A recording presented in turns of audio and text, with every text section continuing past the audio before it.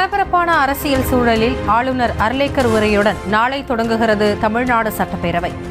முதலமைச்சர் விஜய் தலைமையிலான தவிக கூட்டணி அரசின் முதல் கூட்டம் என்பதால் புதிய திட்டங்கள், அறிவிப்புகள் வெளியாகலாம் என்று எதிர்பார்ப்பு. தவிக சட்டமன்ற உறுப்பினர்களுக்கு 2 நாட்கள் நடைபெற்ற புத்தாக்க பயிற்சி. நிறைவு நாளில் முதலமைச்சர் விஜய் பங்கேற்று அறிவுரைகள் வழங்கினார்.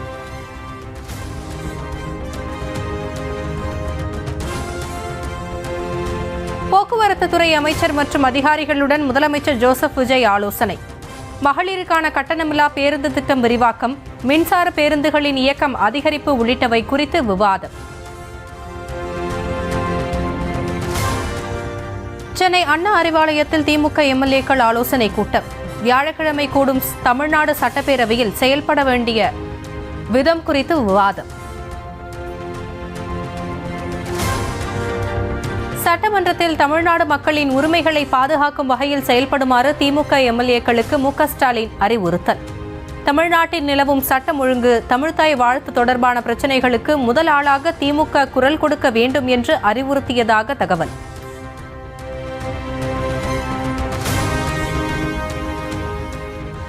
வெள்ளை அறிக்கை என்ற பெயரில் வெற்று அறிக்கையை வெளியிட்டு இயலாமையை மறைக்க பார்க்கிறது தவிக அரசு என்று முன்னாள் அமைச்சர் தங்கம் தென்னரசு குற்றச்சாட்டு.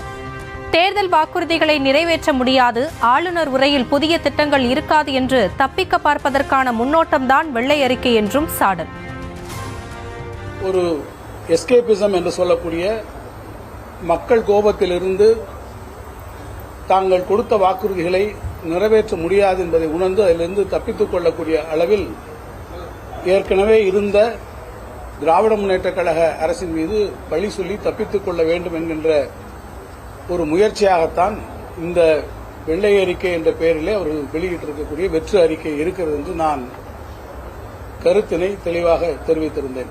நாளைக்கு நீங்கள் என்னிடத்திலே எதையும் எதிர்பார்க்காதீர்கள் என்பதை சொல்லாமல் சொல்லி கவர்னர் உரைக்கு முன்பாகவே இந்த வெள்ளை அறிக்கையை இந்த அரசு வெளியிட்டிருப்பதாக நான் கருதுகிறேன்.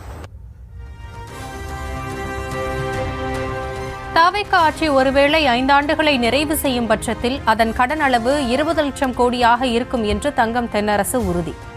மாநிலங்களின் கடன் 5 ஆண்டுகளில் 2 மடங்காவதை தவிர்க்கவே முடியாது என்றும் திட்டவட்டம். நான் ஒரு சவாலாக சொல்லுகிறேன்.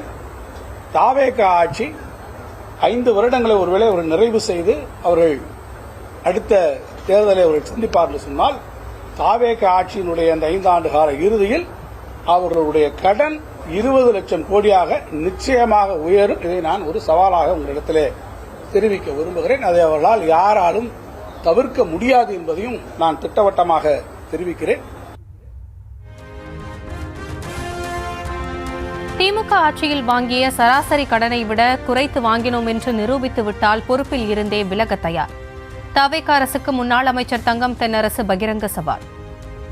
இத்தனையும் செய்து நாங்கள் வாங்கியிருக்கக்கூடிய சராசரி கடனை விட ஒவ்வொரு வருடத்திலும் நீங்கள் கடன் குறைவாக வாங்கினேன் என்று நீங்கள் நிரூபித்துவிட்டால் நான் பொறுப்பிலிருந்து விலகிக் கொள்கிறேன் என்பதை நான் இந்த அரசுக்கு ஒரு சவாலாகவே நான் சொல்லிக்கொள்ள விரும்புகிறேன்.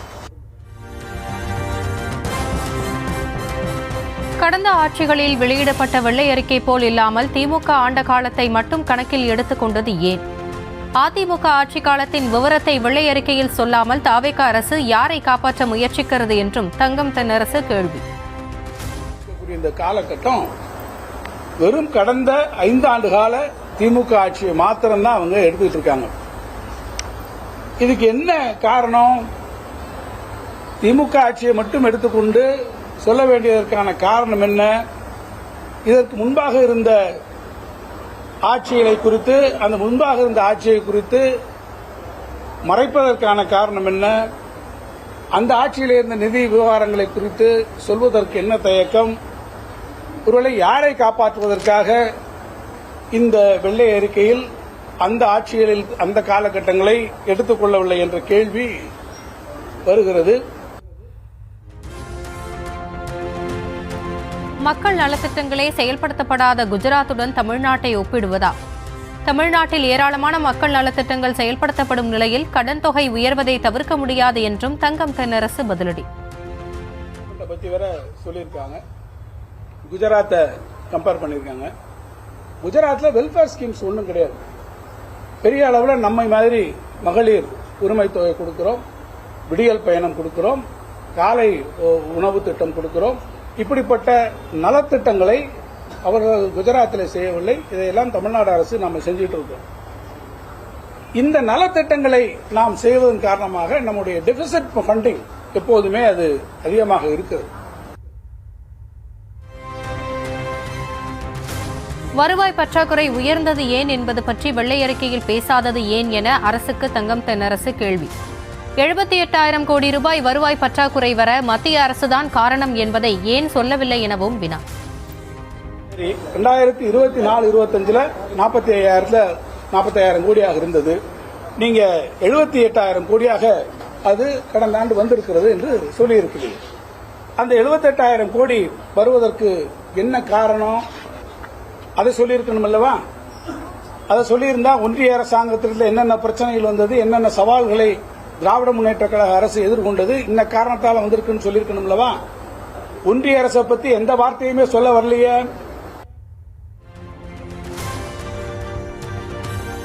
எம்எல்ஏ பதவியை ராஜினாமா செய்த இசக்கி சுப்பையா, மரகதம் குமரவேல், சத்யபாமா, ஜெயக்குமார் ஆகியோர் சபாநாயகர் ஜே.சி.டி. பிரபாகருடன் சந்திப்பு.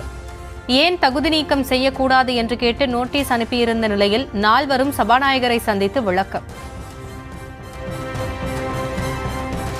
பதவி விலகல் குறித்து விளக்கமளித்த பிறகும் அதிமுக முன்னாள் எம்எல்ஏக்கள் 4 மீது நடவடிக்கை எடுக்கப்படுமா இல்லையா? இபிஎஸ் மனு மீது முறையான ஆய்வு செய்து அடுத்த கட்ட நடவடிக்கை எடுக்கப்படும் என்று சபாநாயகர் ஜே.சி.டி. பிரபாகர் பதில். தகுதியின்மையாக்குதல் விதிகளின்படி அனைத்து இந்திய அண்ணா திராவிட முன்னேற்ற கழக சட்டமன்ற கட்சித் தலைவர் மாண்புமிகு திரு எடப்பாடி கே. பழனிசாமி அவர் அளித்த மனு பரிசீலிக்கப்பட்டு மனுவில் குறிப்பிடப்பட்டிருந்த சம்பந்தப்பட்ட 4 பேர்களுக்கும் விதியின் கீழ் 7 நாட்களுக்குள் விளக்கம் அளிக்குமாறு கோரப்பட்டது. மனு மீது முறையான ஆய்வுக்கு பிறகு அடுத்த கட்ட நடவடிக்கை பற்றி நான் அறிவிப்பேன். அதிமுக சட்டமன்ற குழு தலைவராக எடப்பாடி பழனிசாமியை ஏற்றுக்கொண்டதாக தகவல். அதிமுக சட்டமன்ற குழு தலைவர் இபிஎஸ் எழுதிய கடிதம் என்று குறிப்பிட்டு சபாநாயகர் ஜே.சி.டி. பிரபாகர் பேச்சு. அனைத்து இந்திய அண்ணா திராவிட முன்னேற்ற கழக சட்டமன்ற கட்சித் தலைவர் மாண்புமிகு திரு எடப்பாடி கே. பழனிசாமி அவர் அளித்த மனு பரிசீலிக்கப்பட்டு அனைத்து இந்திய அண்ணா திராவிட முன்னேற்ற கழக சட்டமன்ற கட்சித் தலைவர் மாண்புமிகு திரு எடப்பாடி கே. பழனிசாமி அவர் அளித்த மனு பரிசீலிக்கப்பட்டு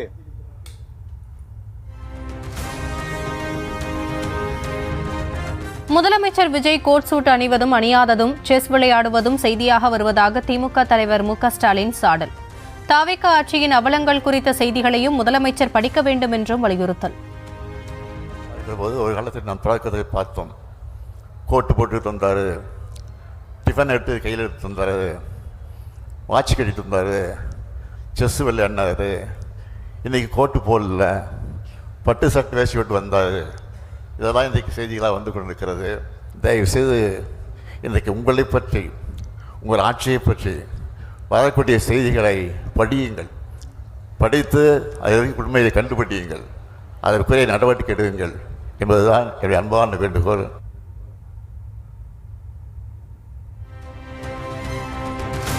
தாவேக அரசு எதை கொள்முதல் செய்கிறதோ இல்லையோ அடுத்த கட்சிகளில் இருந்து எம்எல்ஏக்களை கொள்முதல் செய்வதாக எதிர்க்கட்சித் தலைவர் உதயநிதி ஸ்டாலின் சாடல். ஏன் தான் இவர்களுக்கு வாக்களித்தோமோ என்று மக்கள் வருந்தும் அளவுக்கு சோஃபா மாடல் ஆட்சி நடந்து வருவதாகவும் பேச்சு. இந்த அரசு எதை கொள்முதல் செய்கிறதோ இல்லையோ அடுத்த கட்சி ஆட்களையும் அடுத்த கட்சி சட்டமன்ற உறுப்பினர்களையும் தொடர்ச்சியாக இந்த அரசு கொள்முதல் செய்து கொண்டு வந்து கொண்டிருக்கிறது. இந்த சோஃபா மாடல் அரசு அமைஞ்ச பிறகு இப்படிப்பட்ட ஒரு மோசமான ஆட்சிக்கு நாம் ஓட்டு போட்டுட்டோமே அப்படின்னு மக்கள் வருத்தப்பட ஆரம்பிச்சிருக்கிறாங்க.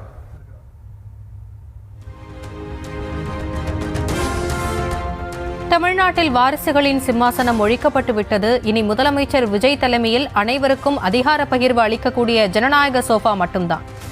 தாவேக ஆட்சியை சோஃபா மாடல் என்று விமர்சித்து பேசி வரும் எதிர்க்கட்சித் தலைவர் உதயநிதி ஸ்டாலினுக்கு அமைச்சர் அருண்ராஜ் பதிலடி. சென்னை பெரம்பூர் தொகுதியில் முதலமைச்சர் விஜய் வெற்றியை எதிர்த்து 3 தேர்தல் வழக்கு தாக்கல். வில்லிவாக்கம் தொகுதியில் அமைச்சர் ஆதவர்ஜுனா, ஆர்கே நகரில் அமைச்சர் மரிய வில்சன் வெற்றிக்கு எதிராக ஒரு சில வாக்காளர்கள் வழக்கு. முதலமைச்சர் ஜோசப் விஜய், எதிர்க்கட்சித் தலைவர் உதயநிதி ஸ்டாலின், பாஜக மூத்த தலைவர் தமிழிசை சவுந்தரராஜன் ஆகியோருக்கு எதிரான வழக்குகள் தள்ளுபடி. வேட்புமனுவில் சொத்து விவரங்களை மறைத்தது குறித்து வருமான வரித்துறை விசாரணை கோரிய வழக்குகளை தள்ளுபடி செய்து சென்னை உயர்நீதிமன்றம் உத்தரவு. 4 அதிமுக எம்எல்ஏக்களின் ராஜினாமாவை அடுத்து இடைத்தேர்தல் நடத்த தடை விதிக்க சென்னை உயர்நீதிமன்றம் மறுப்பு. அதிமுக கொறடா அக்ரி கிருஷ்ணமூர்த்தி தாக்கல் செய்த மனு மீது சட்டமன்ற செயலாளர் பதிலளிக்கவும் உத்தரவு. அதிமுக எம்எல்ஏ பொறுப்பிலிருந்து சி. விஜயபாஸ்கர் விலகிய நிலையில் காலியானது விராலிமலை தொகுதி. ஏற்கனவே 5 தொகுதிகள் காலியாக உள்ள நிலையில் இடைத்தேர்தலை எதிர்நோக்கி உள்ள 6 தொகுதிகள். தமிழ்நாட்டில் தேர்தல் நடந்த 1 மாதத்தில் 6 தொகுதிகளுக்கு இடைத்தேர்தல் வரவேண்டிய அவசியம் என்ன என்று பாஜக தலைவர் நைனா நாகேந்திரன் கேள்வி. அம்பாசமுத்திரம் தொகுதியில் இடைத்தேர்தல் வருவதற்கு யாரும் இறந்தா போய்விட்டார்கள் என்றும் பேச்சு. மக்கள் என்ன நினைப்பார்கள்? சரி, நான் கேட்கிறேன், இப்ப இந்த இடைத்தேர்தல் வரப்போது 6 மாசத்துல என்ன அவசியம்? இந்த இடைத்தேர்தலுக்கு என்ன அவசியம் இருக்கிறது? இன்னும் அடுத்த அம்பாசமுத்திரத்தில் இடைத்தேர்தல் வரப்போகுது. அங்க யாரும் இறந்து போயிட்டாங்களா இல்லையான்னு தெரியல எனக்கு. இன்னும் அடுத்த அம்பாசமுத்திரத்தில் இடைத்தேர்தல் வரப்போகுது. அங்க யாரும் இறந்து போயிட்டாங்களா இல்லையான்னு தெரியல எனக்கு. ஆனா இடைத்தேர்தல் வரப்போகுது.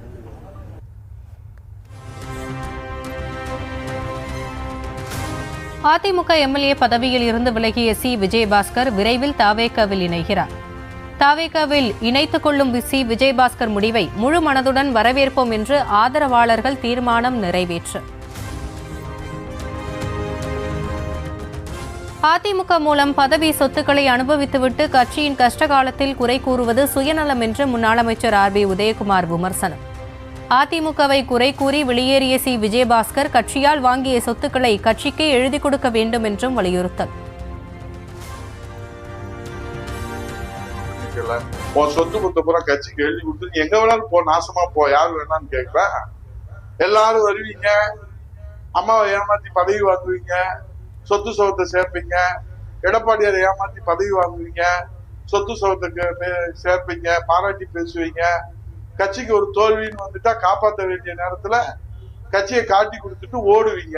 தொண்டர்கள் எல்லாம் இதை கை கட்டி வாய்ப்பொத்தி மௌனமா வேடிக்கை பார்க்கணுமா?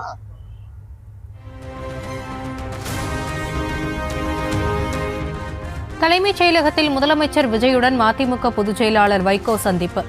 ஸ்டெர்லைட்டில் புதிய உற்பத்தி பிரிவு தொடங்க உள்ளதாக தகவல் வெளியானதால் ஸ்டெர்லைட் ஆலைக்கு அனுமதி அளிக்க கூடாது என்று வலியுறுத்தல். ஸ்டெர்லைட்டை வேறொரு வடிவத்தில் கிரீன் காப்பர் என்ற பெயரில் மீண்டும் கொண்டு வந்து நிறுவுவதற்கான முயற்சியில் ஈடுபட்டிருப்பதால் நம்முடைய முதலமைச்சர் அவர்களை ஒருவேளை சந்திக்க முனையலாம். இந்த அரசிடம் அனுமதி வாங்குவதற்கு முயற்சிக்கலாம். அதற்கு இடம் கொடுக்கக்கூடாது. அது புற்றுநோயையும் சர்ம நோய்களையும் ஏற்படுத்தி அடியோடு 40 கிலோமீட்டர் சுற்றளவுக்கு விவசாயத்தை பாழ்படுத்துகிறது இந்த காப்பர் ஸ்மெல்டர். அது வேறு வடிவத்தில் தாமிர தொழிற்சாலை என்ற பெயரிலே அங்க வர அனுமதிக்க கூடாது. தவிக அரசின் வெள்ளை அறிக்கையை கடன் சுமையை குறைப்பதற்கான அடித்தளமாக பயன்படுத்த வேண்டுமே தவிர தேர்தல் வாக்குறுதிகளை நிறைவேற்றாமல் விடுவதற்கான கருவியாக பயன்படுத்தக்கூடாது. தேர்தல் வாக்குறுதிகளை நிறைவேற்றவே 3 லட்சம் கோடி கடன் வாங்க வேண்டியிருக்கும் எனும் பட்சத்தில் நிலைமையை சமாளிக்கும் திட்டம் என்ன என்பதை தவிக அரசு அறிவிக்க வேண்டும் என்றும் அன்புமணி வலியுறுத்தல். தமிழ்நாடு தீயணைப்புத்துறை ஆணைய தலைவர் பதவியில் இருந்து சங்கர் ஜிவால் IPS ராஜினாமா. தீயணைப்புத்துறை ஆணையத்தின் உறுப்பினர்கள் சத்தியமூர்த்தி, நமசிவாயம், விக்ரம் ஆகியோரும் ராஜினாமா. தமிழ்நாடு சீருடை பணியாளர் தேர்வு வாரிய தலைவர் சுனில்குமார் ராஜினாமா. கடந்த திமுக ஆட்சியில் TNU SRB தலைவராக நியமிக்கப்பட்டிருந்தவர் பதவி விலகல். வேட்புமனு தாக்கலின் போது பொய்யான பிரமாண பத்திரம் தாக்கல் செய்வதாக ஆட்சேபனை செய்தவர்களை தாக்கிய வழக்கு. திருப்பத்தூர் நீதிமன்றத்தில் அதிமுக முன்னாள் அமைச்சர் KC வீரமணி சரண். கோவை மாநகராட்சியில் முன்னாள் முதலமைச்சர் MK ஸ்டாலின் படத்தை வைக்க காங்கிரசார் எதிர்ப்பு. திமுக காங்கிரஸ் கவுன்சிலர்களிடையே கடும் மோதல், வாக்குவாதம்.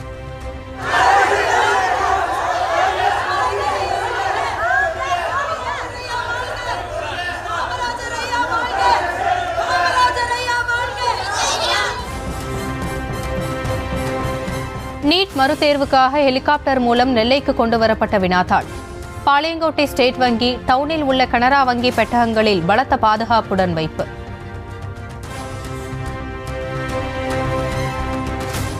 நீண்ட இழுபறிக்கு பிறகு புதுச்சேரி அமைச்சரவை விரிவாக்கம். என்ஆர் காங்கிரஸை சேர்ந்த ராஜவேலு, சிவக்கொழுந்து, பாஜகவை சேர்ந்த ராஜசேகர் ஆகியோருக்கு அமைச்சர்களாக பதவி பிரமாணம் செய்து வைத்தார் துணைநிலை ஆளுநர் கைலாஷ்நாதன். நான் சட்டப்படி ஏற்படுத்தப்பட்ட இந்திய அரசியலமைப்பின் பேரில் வி. பொன்னம்பலம், சிவக்கொழுந்து ஆகிய நான் கடவுளின் பெயரால் உறுதி கூறுவதாவது: நான் சட்டப்படி ஏற்படுத்தப்பட்ட இந்திய அரசியலமைப்பின் பேரில் உண்மையான நம்பிக்கையும் பற்றுறுதியும் கொண்டிருப்பேன். விழுப்புரம், தஞ்சாவூர், சேலம், ஈரோட்டில் பரவலாக கோடை மழை.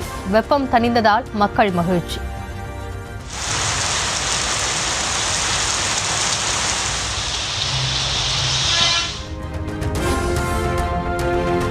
நாளை நீலகிரி, கோவை, ஈரோடு, நாமக்கல், கரூர், பெரம்பலூர், அரியலூர் மாவட்டங்களில் கனமழை பெய்யலாம் என்று தகவல்.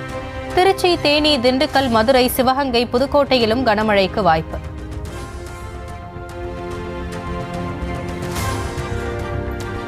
பிரான்சில் G7 உச்சி மாநாட்டிற்கு மத்தியில் அமெரிக்க அதிபர் டிரம்பை சந்தித்து பிரதமர் மோடி இருதரப்பு பேச்சுவார்த்தை. கடல் வழி பயணத்தில் இந்திய மாலுமிகளின் பாதுகாப்பை உறுதி செய்ய வலியுறுத்தல்.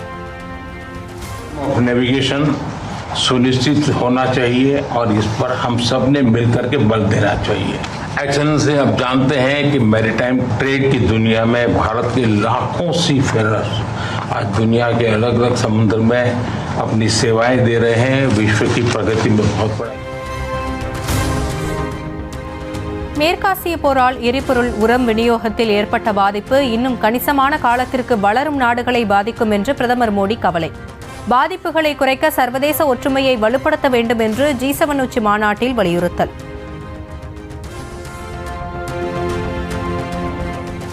G7 உச்சி மாநாட்டிற்கு மத்தியில் இத்தாலி பிரதமர் ஜார்ஜியா மெலானியுடன் பேசி மகிழ்ந்த பிரதமர் மோடி.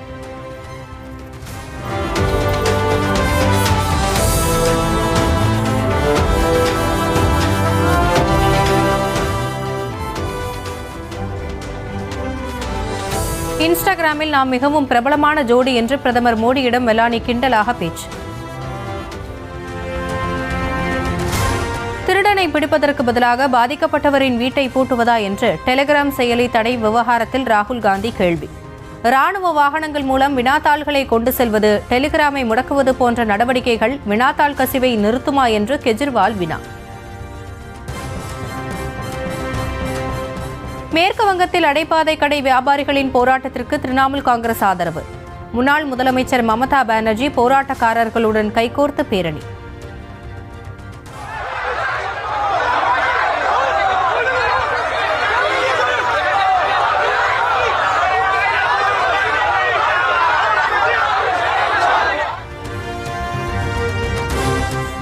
மேற்கு வங்கத்தில் தேர்தலுக்கு பிந்தைய வன்முறை, பாஜக தொண்டர் கொலை வழக்கில் கைதான திரிணாமுல் காங்கிரஸ் கவுன்சிலர் சிறையில் அடைப்பு.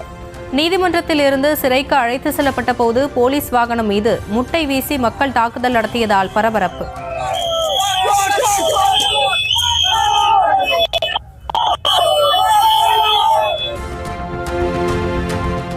மேற்கு வங்கத்தின் பாக்டோக்ரா விமான நிலையத்தில் பயணிகளிடம் வாக்குவாதம் செய்த பெண் ஊழியரை சஸ்பெண்ட் செய்தது ஸ்பைஸ் ஜெட் விமான நிறுவனம். டெல்லிக்கு செல்லவிருந்த விமானம் திடீரென ரத்து செய்யப்பட்டது குறித்து கேள்வி கேட்ட பயணியிடம் கடும் வாக்குவாதம்.